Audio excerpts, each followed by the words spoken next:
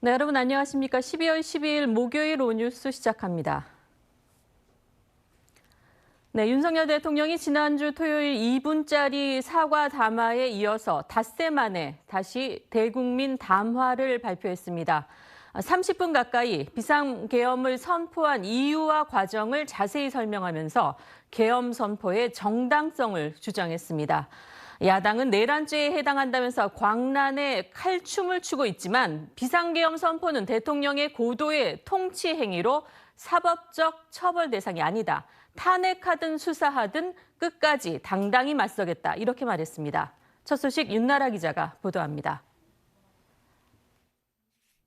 윤석열 대통령이 오늘 오전 긴급 대국민 담화를 발표했습니다.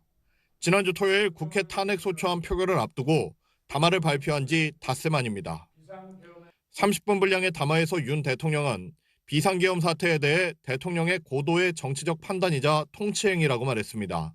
그 길밖에 없다고 판단해서 내린 대통령의 헌법적 결단이자 통치 행위가 어떻게 내란이 될 수 있습니까? 그러면서 다수의 힘으로 입법 폭거를 일삼는 거대 야당의 의회 독재에 맞서 대한민국의 자유민주주의와 헌정 질서를 지키려 했던 거라고 설명했습니다. 윤 대통령은 이어 탄핵하든 수사하든 당당히 맞설 거라며 법적, 정치적 책임 문제를 회피하지 않겠다는 점을 거듭 분명히 했습니다.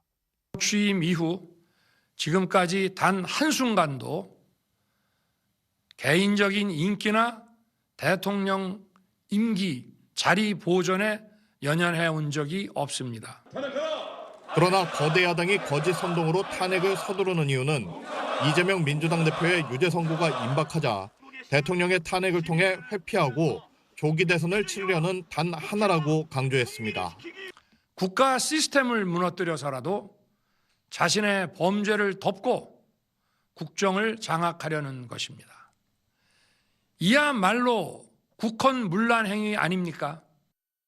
윤 대통령은 비상계엄 당일 중앙선거관리위원회에 계엄군을 투입한 건 전산 시스템을 점검하기 위해서였다고 말했습니다. 북한 해킹 공격 이후 시스템 장비 일부분만 점검했지만 데이터 조작이 가능할 정도로 상황이 심각했다고 부연했습니다.